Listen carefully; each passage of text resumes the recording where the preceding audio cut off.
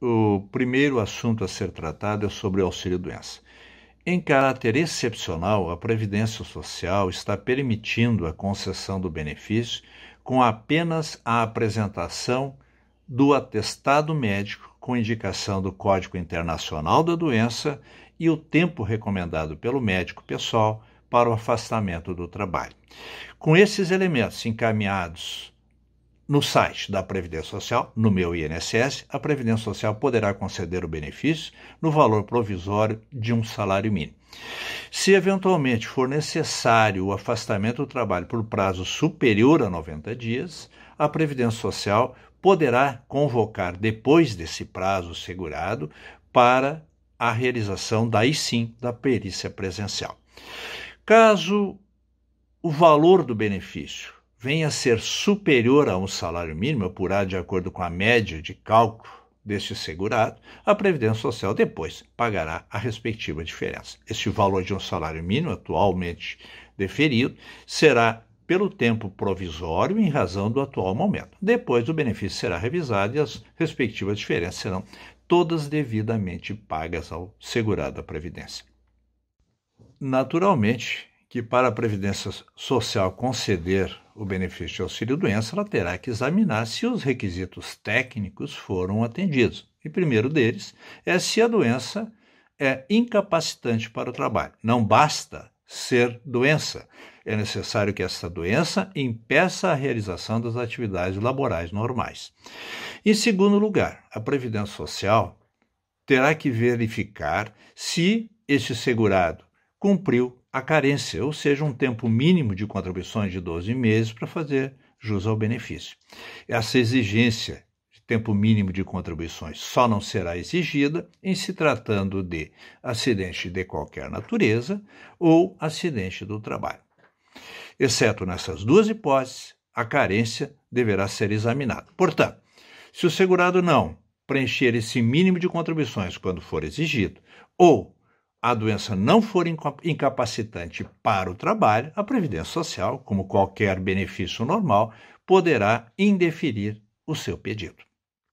Esta espécie de benefício é devida para segurado tanto empregado quanto para os contribuintes individuais, facultativos, empresários, microempresários individuais que estejam vinculados à Previdência Social. Se ele for indeferido para o segurado empregado, indeferido, como eu referi antes, se não forem atendidos os requisitos legais para sua concessão. Qual a alternativa que esse trabalhador segurado terá para conseguir sobreviver? Se tratando de segurado empregado, a alternativa para o momento seria ajustar com o seu empregador, claro, com assistência do sindicato, a suspensão do contrato de trabalho. Claro, poderia-se dizer, mas o contrato já está suspenso em razão da incapacidade para o trabalho, em razão da doença para a realização das suas tarefas. Mas, como o benefício foi indeferido ou não reconhecido pela Previdência Social, esse segurado, para poder manter-se neste período transitório, ele terá que se socorrer de outros meios. Um dos meios de socorro foi esta situação emergencial de habilitar ou permitir a habilitação desse segurado no seguro-desemprego. Mas para habilitar-se no seguro-desemprego, necessariamente deverá haver a suspensão formalizada no molde ou no formato atualmente exigido. Portanto, o empregado terá que ajustar com o seu empregador a suspensão do contrato de trabalho para que, com isso, possa se habilitar no seguro-desemprego.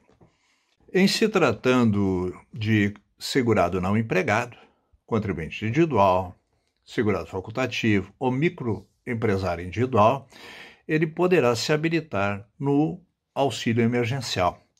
Claro, atendendo os requisitos de renda bruta máxima familiar de R$ 3.135 ou renda per capita de R$ 522,50.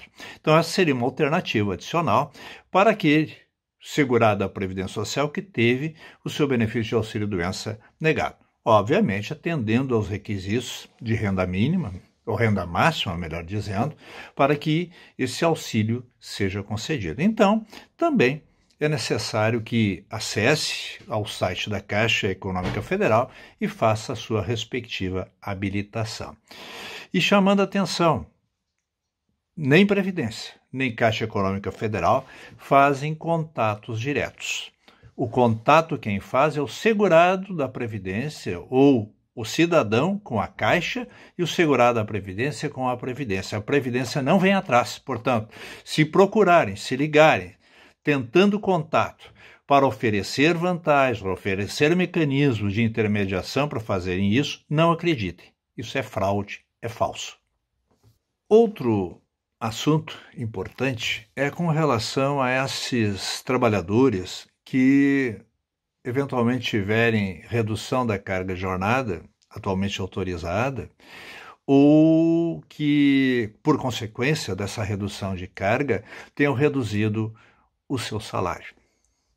Ou ainda naqueles casos onde houver suspensão do contrato de trabalho.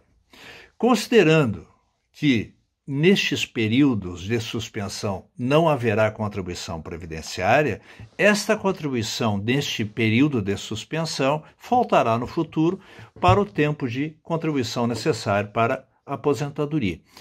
Além disso, se o segurado teve reduzido o seu salário, em razão desta excepcional situação, esse segurado, se possível for, saliento, poderá fazer a complementação do valor até o seu salário recebido pela empresa ou até o teto da Previdência Social na condição de trabalhador autônomo. Portanto, numa situação ou noutra, seria interessante que o segurado fizesse a contribuição ou mantivesse a contribuição previdenciária para não perder na aposentadoria no futuro.